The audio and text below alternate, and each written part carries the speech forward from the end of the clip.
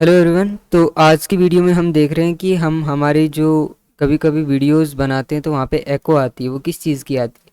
For example आप YouTube live कर रहे हो, साथ में आपने इसके अंदर कोई विंडो चला रखी है, सॉरी कोई भी आपने जैसे चला रखा है, तो इसमें देख रहे हो आप यहाँ पे एक डेस्कटॉप ऑडियो नाम से, तो ये भी आपको साउंड साथ साथ में सुनाई देंगी।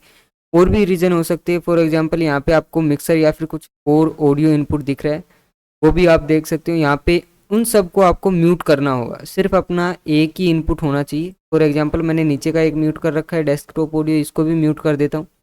अब अपना है ऑडियो इनपुट कैप्चर, ओनली यही अपना माइक काम कर रहा है। इसके सिवा अगर मैं यहाँ पे कुछ भी वीडियो भी चला दूंगा ना, तो भी अपनी एको वगैरह या फिर उसकी ऑडियो नहीं आएगी। ओके,